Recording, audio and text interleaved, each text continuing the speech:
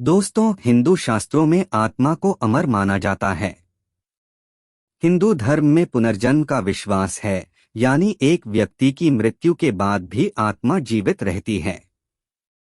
धार्मिक ग्रंथों में बताया गया है कि मनुष्य की मृत्यु के बाद आत्मा उस शरीर को छोड़कर एक नए शरीर में प्रवेश करती है, जैसे कि हम पुराने कपड़े छोड़कर नए कपड़े पहनते हैं। आत्मा 8.4 मिलियन जीवरूपों में से किसी भी में जन्म ले सकती है, जो पृथ्वी पर मौजूद हैं। अगर आप जानना चाहते हैं कि अगले जन्म में आप किस जीवरूप में जन्म ले सकते हैं, तो दोस्तों इस वीडियो को आखिर तक देखें। नमस्कार दोस्तों, एक बार फिर स्वागत है अवधूत में। गरुड़ पुराण के अनुसार जब नवजात शिशु माता के गर्भ में 9 महीने तक रहता है, तो वह सतत रूप से भगवान से प्रार्थना करता है, उससे वहां से मुक्ति प्राप्त करने के लिए। वह भगवान को वादा करता है कि वह जीवन भर उसका स्मरण करेगा, लेकिन जन्म लेने के बाद वह सब कुछ भूल जाता है और अपने भौतिक कर्मों में लिपट जाता है। वह भौतिक जगत के मोह में इतना उलझ जाता है कि परमपिता परमेश्वर के लिए उसके पास कोई समय नहीं बचता।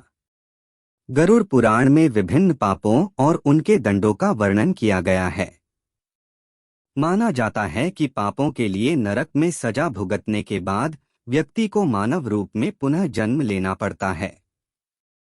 गरुड़ पुराण कहता है कि जो व्यक्ति किसी अन्य की पत्नी के साथ संबंध बनाता है, उसको नरक जाना पड़ता है। वहां उसे विभिन्न जीव रूपों में जन्म लेना पड़ता है। पहले वह भेड़िया बनता है, फिर कुत्ते के रूप में जन्म लेता है। इसके बाद वह सियार बन जाता है। इन सभी जन्मों को भोगने के बाद अंत में उसे सारस का जन्म मिलता है, जिसके बाद ही उसे मनुष्य का जन्म होता है। इसके अलावा गरुड़ पुराण में बताया गया है कि जो व्यक्ति अपने बड़े भाई का अपमान करता है, समाज में उसे नीचा दिखाया जाता है।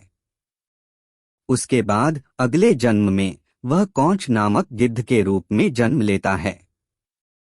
वह 10 वर्षों तक इस जीवन को पूरा करता है और उसके बाद ही उसे मनुष्य जन्म होता है। गरुड़ पुराण के अनुसार जो सोना या धन चोरी करता है, उसको कीड़े के रूप में जन्म मिलता है। जो व्यक्ति चांदी के सामान की चोरी करता है, वह कबूतर बनता है। इसके अलावा जो व्यक्ति किसी के वस्त्रों की चोरी करता है, उसे अगले जन्म में तोता बनकर जन्म लेना होता है। सुगंधित पदार्थों की चोरी करने वाला व्यक्ति के रूप में जन्म लेता है, किंतु यदि अपराध चोरी से बड़ा हो तो ही और भी भयंकर प्राप्त होती है। गरुड़ पुराण में इस बात का भी वर्णन है कि इंसान का अगला जन्म उसकी चाहत और प्रवृत्ति के आधार पर निश्चित होता है। आपकी इच्छा और प्रवृत्ति के आधार पर ही ईश्वर आपको उसी के अनुकूल शरीर में जन्म देता है। मान लीजिए अगर आपकी इच्छा लगातार कुछ ना कुछ खाने की रहती है और आप भोजन के बारे में हमेशा सोचते रहते हैं, तो अगले जन्म में हो सकता है कि आप पालतू सुअर बनकर जन्म लेंगे, जो हर वक्त खाता रहता है। इसलिए दोस्तों, अगर आप मानव योनि में जन्म लेना चाहते हैं या फिर जीवन मृत्यु के इस चक्र से मुक्त होना चाहते हैं, तो इस जन्म में अच्छे कर्म करें और धार्मिक आचरण अपनाएं, ताकि आपको ईश्वर का साक्षात्कार हो सके। तो दर्शकों, उम्मीद करता हूं कि आपको हमारी ये वीडियो पसंद आई होगी।